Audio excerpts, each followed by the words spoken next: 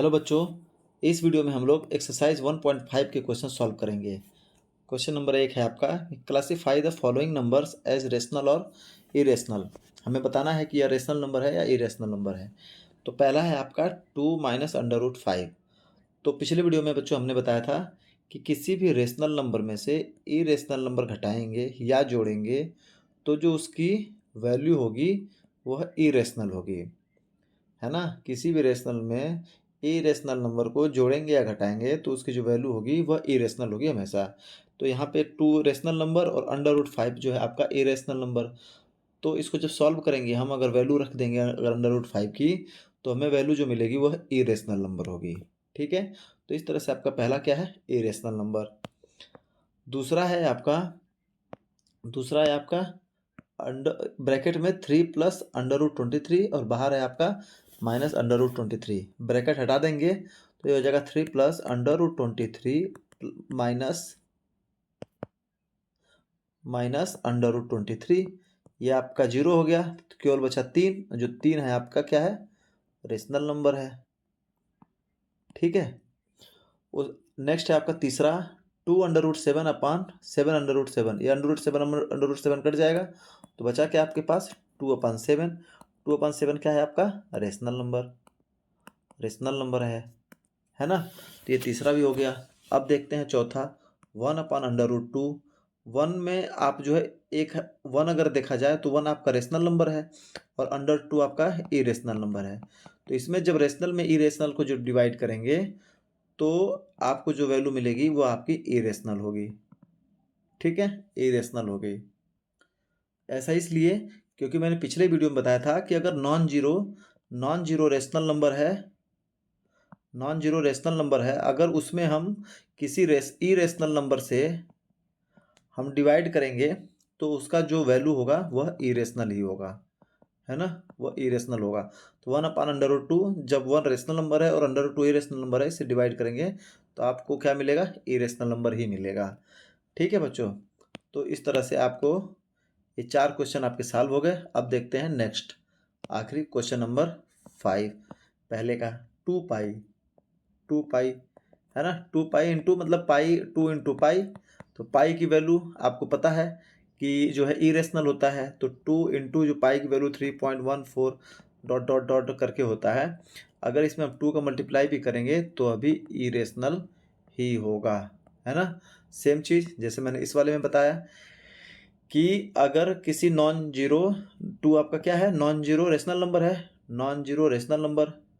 अगर इसमें हम किसी इरेशनल नंबर से मल्टीप्लाई करते हैं या डिवाइड करते हैं तो जो वैल्यू निकल करके आएगी वह इरेशनल ही होगी। ठीक है बच्चों, तो इस तरह से आपका जो पांचवा है यह भी आपका इरेशनल होगा। तो हमें क्या मिला वो मैं फिर से यहाँ लिख देता हूँ। पहला है आपका इरेशनल हो गया। दूसरा आपका रेशनल क्योंकि 3 मिला था केवल। तीसरा भी आपका था रेशनल क्योंकि अंडर रूट 7 कट गया था। चौथा है आपका इरेशनल और पांचवा भी आपका इरेशनल। ठीक है, इस तरह से ये क्वेश्चन सॉल्व हो गया। अब आइए देखते हैं next question. Question number 2, simplify each of the following expressions. देखते हैं, पहला है आपका 3 plus under root 3, 2 plus under root 2। दो अलग अलग ब्रैकेट में है तो ब्रैकेट को तोड़ते हैं हम लोग मल्टीप्लाई करके। तो फर्स्ट में क्या करेंगे, 3 का 2 से मल्टीप्लाई करेंगे, फिर 3 का अंडर रूट 2 से करेंगे, फिर उसी तरह से अंडर रूट 3 का 2 से और फिर अंडर रूट 2 से। तो करते हैं यहाँ पे, तो 3 multiply by 2 plus 3 into under root 2 plus under root 3 into 2 plus under root 3 into under root 2। ये हो गया 6 plus 3 under root 2 plus 2 under root 3 plus under root 3 under root 2 under root 6। तो ये हो गया 6, हो क्या गया, यही आपका आंसर हो गया। इसको 6 प्लस अंडर रूट 6 ऐसे कैसे भी करके लिख दीजिए, 3 under root 2 plus 2 under root 3, ये आपका आंसर हो गया। ठीक है बच्चों, तो इस तरह से हमें सॉल्व करना था, बस हमें अलग अलग मल्टीप्लाई करना था। अब आइए देखते हैं इसी में दूसरा है आपका 3 plus under root 3, 3 minus under root 3। Same इसको ऐसे भी कर सकते हैं, 3 का पहले 3 में करेंगे, फिर इसी 3 का अंडर रूट 3 में करेंगे, फिर नेक्स्ट में इसका अंडर रूट 3 का 3 से, और फिर फर्दर अंडर रूट 3 से, है ना। और फिर जैसे मैंने इसको पहले वाले को किया वैसे लिख करके फिर अरेंज करके आप सॉल्व कर सकते हैं। इसके बाद दूसरा तरीका आपका a+b और a-b। देखिए अगर a की जगह अगर 3 को a मान ले अगर, और यह b हो गया आपका, तो a+b और a-b, तो a+b a-b क्या होता है, a² - b²। तो a है आपका 3 और b है आपका अंडर रूट 3 इसका स्क्वायर, तो ये 9 माइनस अंडर रूट 3 का स्क्वायर 3, तो ये हो गया आपका 6 आंसर। ठीक है, तो इसको हम लोग ऐसे कर सकते हैं। उसके बाद देखते हैं नेक्स्ट तीसरा है आपका under root 5 plus under root 2 का होल स्क्वायर। तो a+b का होल स्क्वायर वाला फार्मूला लगा लीजिए, a² + b² + 2ab, है ना। तो a की जगह अंडर रूट 5, b की जगह अंडर रूट 2 रख दीजिए, तो यह हो जाएगा under root 5 plus under root 2 का होल स्क्वायर बराबर a² माने अंडर रूट 5 का स्क्वायर प्लस b का स्क्वायर अंडर रूट 2 का square plus 2 into under root 5 into under root 2, under root 5 का स्क्वायर 5, अंडर रूट 2 का स्क्वायर 2 प्लस 2 अंडर रूट 10, 5 दूनी 10 हो जाएगा, है ना। तो 7 + 2 अंडर रूट 10, ये आपका हो गया आंसर। इस तरह से ये तीसरा भी हो गया आपका। अब आइए देखते हैं चौथा है आपका under root 5 minus under root 2, under root 5 plus under root 2, same इसी तरह से है। और दूसरे की तरह से यह है a-b और a+b, a+b तो ये हो गया आपका क्या होता है a² - b²। तो ये है आपका अंडर रूट 5 का होल स्क्वायर माइनस b² यानी कि अंडर रूट 2 का स्क्वायर, ये हो गया 5 - 2 जो कि वैल्यू निकल कर आ गई 3, ये हो गया आपका आंसर। ठीक है, आंसर कितना हो गया 3। तो ये हो गया क्वेश्चन नंबर 2 भी सॉल्व। अब ये देखते हैं क्वेश्चन नंबर 3। क्वेश्चन नंबर 3 कह रहा है आपका कि recall pi is defined as the ratio of the circumference से सी, है ना, of a circle to its diameter, जिसे कि हम डी कहते हैं, that is pi equal to जो है आपका c/d यानी कि circumference of a circle upon जो है आपका diameter. This seems to contradict the fact that pi is irrational. How will you resolve this contradiction. कुछ नहीं है, एक सर्किल है ना, एक सर्किल के लिए आप जानते हैं कि जो आपका जो पाई की वैल्यू होती है वो सर्कमफ्रेंस अपॉन डायमीटर होती है ना। सर्कमफ्रेंस आपका ये वाला एरिया हो गया पूरा, चारों तरफ सर्कमफ्रेंस हो गया, और आपका डायमीटर हो गया, अगर ये सेंटर है तो ये वाली जो लेंथ हो गई ये आपका डायमीटर हो गया। ठीक है, डायमीटर मतलब 2 × r, और सर्कमफ्रेंस आपका क्या होता है 2πr। तो देखिए 2πr upon 2r, 2r r सब कट गया तो बचा पाई, जो यही है पाई की वैल्यू आपकी c/d, है ना। अब बात यह है कि c/d जब आप देख रहे हैं तो आपको लगता है कि ये तो रेशियो में है, क्या है, रेशियो में है, और रेशियो में जैसे ही है p/q के फॉर्म में एक तरह से हो गया, और जैसे p/q के फॉर्म में आप जब देखते हैं और q जो है आपका 0 के बराबर नहीं है तो आपको क्या लगता है कि यह रेशनल नंबर है।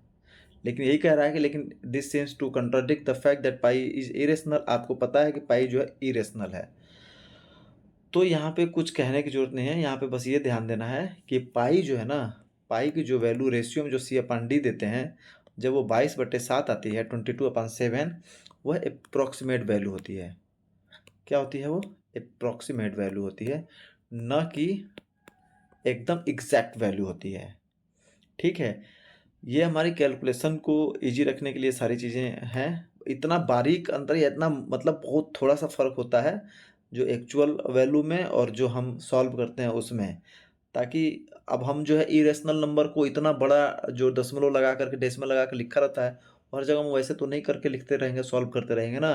तो इसलिए जो गणितज्ञों ने क्या किया कि पाई की वैल्यू जो है 22/7, जो कि आपका डेसिमल में 3.14 समथिंग डॉट डॉट करके जो होता है, उसकी अप्रॉक्सीमेट वैल्यू ले ली, ताकि हमको जो है कैलकुलेशन हमारी इजी रहे और हम सॉल्व कर पाएँ बड़े बड़े क्वेश्चंस को, है ना। तो जो c/d देख रहे हैं रेशियो में तो है, बट ये जो c/d है जो पाई की वैल्यू निकल कर आती है वह अप्रॉक्सीमेट वैल्यू होती है। ठीक है, क्या होती है वह, अप्रॉक्सीमेट वैल्यू होती है। लेकिन यही है कि जो मैथमेटिकल ट्रूथ है वो यह है कि पाई जो है इरेशनल वैल्यू है ना, पाई इज इरेशनल है। और जब आप रेशियो में देखते हैं तो आपको लगता है कि वो रेशनल नंबर है, यही कंट्राडिक्शन है जिसको हम इस तरह से जस्टिफाई करते हैं। ठीक है, अब ये देखते हैं next question, question number 4। Represent under root 9.3 on the number line. इसको रिप्रेजेंट करते हैं, इसको रिप्रेजेंट करते हैं, ये तो बस देखना ही कैसे होता है, बाकी दे दिया है क्वेश्चन।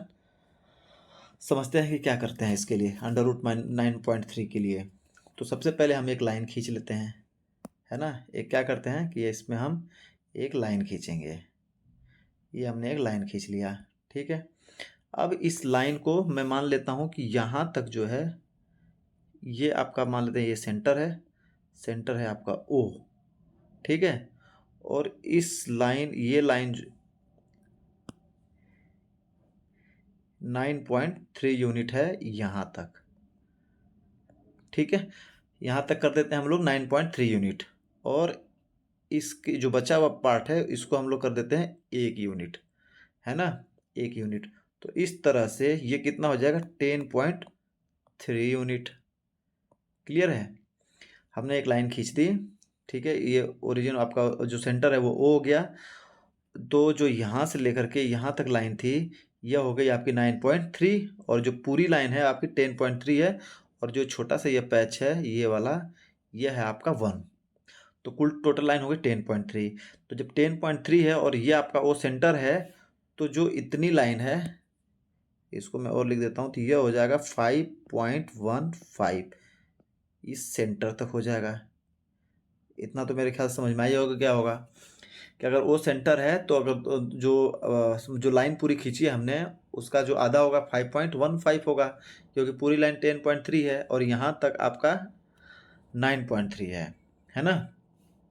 अब देखिए, इसको जो सेंटर जो माना है ना, उसी के सेंटर को, मतलब उसी को रेडियस मानते हुए ओ से लेकर के यहाँ तक अगर इसको रेडियस मान करके हमें एक क्या करना है, सर्कल खींचना है। तो हम फिलहाल क्या करेंगे कि हाफ सर्कल खींचेंगे। तो देखिए हम इसको जो है इसके सेंटर पे बैठा देते हैं, ये हो गया आपका। ठीक है, मेरा सेंटर थोड़ा सा दाहिने खिसका हुआ है, बट ठीक है, हम उसी को सेंटर मान के हम क्या करते हैं कि एक लाइन हमने एक हाफ सर्कल खींच देना है, हमने ये हमने खींच दिया एक हाफ सर्कल। ठीक है, हाफ सर्कल खींच दिया। अब इसको मैं हटाता हूँ, यहाँ हमारा सेंटर बन रहा था ना। ठीक है, ये है सेंटर, यहाँ तक है, ये है पॉइंट आपका वो। और यहाँ से हमने क्या किया, एक हाफ सर्कल खींच दिया। तो निश्चित रूप से ये वाला जो हिस्सा है ओ से लेकर के इसको हम कह देते हैं ए, ये हो गया बी। तो ओ ए कह लें या ओ बी कह लें, ये आपका क्या है, रेडियस है। ठीक है, अब हम क्या करेंगे कि एक परपेंडिकुलर खींचेंगे, जो आपका 9.3 वाला जो है ना, जो पॉइंट, वहां से लेकर के इसके ऊपर एक हमने रेडियस खींच लिया, अरे सॉरी परपेंडिकुलर, परपेंडिकुलर खींचा हमने, एक परपेंडिकुलर खींच लिया हमने 9.3 वाली जगह से आपका जो सर्कल, हाफ सर्कल, इसके ऊपर। ठीक है, और इसका नाम दे दिया हमने ए ओ बी, इसमें हम कर देते हैं सी कर देते हैं। ठीक है, और इस ओ से एक लाइन मिला देते हैं सी को, ये हो गया आपका, है ना। ये परपेंडिकुलर मांगेंगे, अगर थोड़ा सा अगर इधर दाहिने बाएं भी दिख रहा है तो इसको परपेंडिकुलर ही मानेंगे। तो हम इसको कर देते हैं कैपिटल एक्स नाम दे देते हैं, है ना, कैपिटल एक्स नाम दे देते हैं। ये आपका राइट एंगल ट्रायंगल हो गया। ठीक है, तो ओ एक्स सी आपका क्या हो गया, राइट एंगल ट्रायंगल। तो अगर आप देख रहे हैं, तो अगर ये 5.15 है तो यह जो लेंथ होगी, जो कि रेडियस है, तो यह भी आपकी होगी 5.15। क्या होगी, यह 5.15 होगी। और अगर इस पर्टिकुलर ओ एक्स की बात करें, यहाँ पे मैं लिख देता हूँ, ओ सी बराबर हो जाएगा 5.15 यूनिट। ठीक है, और आपका ओ एक्स बराबर हो जाएगा 5.15 यहाँ तक पूरा है, 5.15 यहाँ तक पूरा है। तो चूंकि यहाँ तक यह 1 यूनिट है, तो ओ एक्स जो होगा आपका O B minus B X, यानी कि 5.15 माइनस 1, यही होगा। तो जो कि आपका ओ एक्स की वैल्यू निकल कर आएगी 4.15। ठीक है बच्चों, तो कुल मिला के 4.15 ये हो गया यूनिट। तो अब आप देख रहे हैं कि जब आपका 4.15 आ गया, यह वाली लेंथ 4.15 यहाँ तक, तो आपको एक राइट एंगल ट्रायंगल मिल रहा है ओ एक्स बी ओ एक्स सी। ओ एक्स सी में देखें जब पाइथागोरस थ्योरम लगाएंगे, जब आप पाइथागोरस थ्योरम तो आपको पता है कि पाइथागोरस थ्योरम लगाएंगे तो ओ सी का स्क्वायर जो होगा वह ओ एक्स का स्क्वायर प्लस सी एक्स का स्क्वायर, यही होगा। तो ओ सी का स्क्वायर कितना होगा 5.15 का होल स्क्वायर बराबर ओ एक्स स्क्वायर, यानी कि 4.15 का होल स्क्वायर प्लस सी एक्स का स्क्वायर। तो सी एक्स का स्क्वायर हो जाएगा आपका 5.15 का होल स्क्वायर माइनस 4.15 का होल स्क्वायर। तो सी एक्स स्क्वायर बराबर जब 5.15 का होल स्क्वायर करेंगे तो आपको मिलेगा 26.52 माइनस 4.15 का जब होल स्क्वायर करेंगे तो आपको मिलेगा 17.22। इस तरह से सी एक्स स्क्वायर बराबर हो जाएगा, जब घटाएंगे तो आपको मिलेगा 9.3। तो सी एक्स बराबर हो जाएगा √9.3। क्या मिल गया आपको? √9.3। तो यह क्या मिला आपको? यह वाली लेंथ मिली आपको √9.3। और यही आपको जो है चाहिए था कि √9.3 को ही तो नंबर लाइन पर दर्शाना है। तो हम क्या करेंगे अब जो है इसको सेंटर मानेंगे, है ना। हम क्या करेंगे अब इसको सेंटर मानेंगे, इसको सेंटर मानेंगे, ठीक है, इसको। और यहाँ से क्या करेंगे अब जो है हम एक सर्कल खींच देंगे। ये छोटा नहीं होगा, छोटा होगा क्या?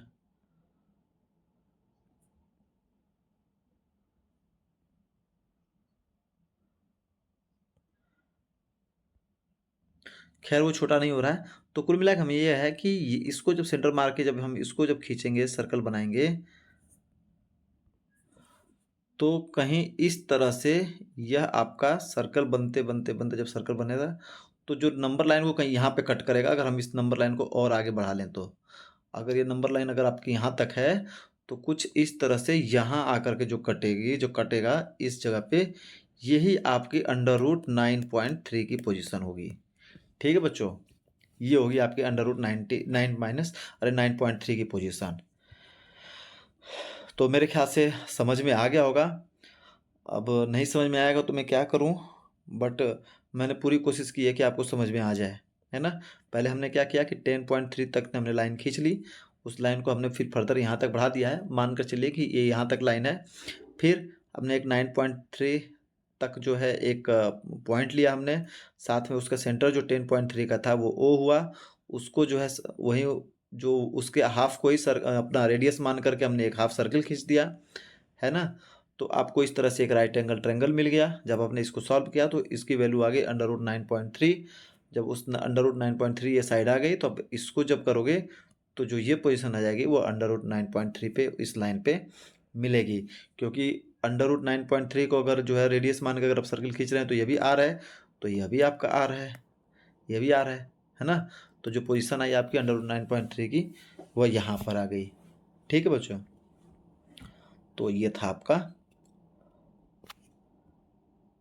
√9.3 की पोजीशन। ठीक है, अब आइए देखते हैं नेक्स्ट क्वेश्चन। क्वेश्चन नंबर 5 है कि rationalise the denominators of the following. पहला क्वेश्चन है कि √1/√7। ठीक है, इसको रेशनलाइज करना है। रेशनलाइज करना बता दिया मैंने आपको, कुछ नहीं करना है। √7 का नीचे और √7 का ऊपर मल्टीप्लाई कर देना है, तो ऊपर हो जाएगा √7, नीचे हो जाएगा 7। यही हो गया आपका आंसर, यही हो गया आपका आंसर। ठीक है, दूसरा है 1/√7 माइनस √6। इसमें √7 प्लस √6 और नीचे √7 प्लस √6 कर देंगे। अब इसको जब सॉल्व करेंगे तो यह हो जाएगा ऊपर √7 प्लस √6 और नीचे a minus B a plus B, यानी कि √7 का स्क्वायर माइनस √6 का स्क्वायर, √7 प्लस √6 अपान ये हो गया 7 का √7 का स्क्वायर 7 माइनस 6, यानी कि यह जो वैल्यू है वह यह 1 हो गई, तो आपको जो आंसर मिलेगा वह √7 प्लस √6 आपका हो गया आंसर। ठीक है। थर्ड है आपका 1/√5 प्लस √2, तो जो हम ऊपर नीचे मल्टीप्लाई करेंगे वह होगा √5 माइनस √2 और √5 प्लस √2, सेम चीज़ का ऊपर नीचे माइनस मल्टीप्लाई कर देंगे, तो √5 माइनस √2 नीचे हो जाएगा a plus B A minus B whole square वाला, तो √5 का होल स्क्वायर माइनस √2 का होल स्क्वायर, √5 माइनस √2 5 माइनस 2, तो ये हो जाएगा √5 माइनस √2 अपॉन 3। ये आपका हो गया आंसर। ठीक है, ये हो गया तीसरे का आंसर। अब आइए देखते हैं लास्ट है 1/√7 माइनस 2, सेम मल्टीप्लाई कर देते हैं, √7 प्लस 2 और √7 प्लस 2 है ना, तो ये हो जाएगा √7 प्लस 2 अपान √7 का होल स्क्वायर माइनस 2 का स्क्वायर, √7 प्लस 2 अपान √7 का स्क्वायर 7 माइनस 2 का स्क्वायर 4, तो √7 प्लस 2 अपान 3 आंसर। तो इस तरह से हम जो है रेशनलाइज करते हैं। अब आपका जो है यह एक्सरसाइज जो है, कौन सी एक्सरसाइज थी ये, एक्सरसाइज 1.5, इसके सभी क्वेश्चन सॉल्व हो गए। ठीक है बच्चों, तो आई होप समझ में आया होगा। नहीं समझ में आया होगा तो आपको बता ही रखा है कि आपका जो व्हाट्सएप नंबर मैंने दिया हुआ है ऑलरेडी, आपको बीच बीच में कहीं दिख रहा होगा, तो आप उस पर मैसेज करके भी पूछ सकते हैं, समझ सकते हैं, डाउट क्लियर कर दिया जाएगा। ठीक है।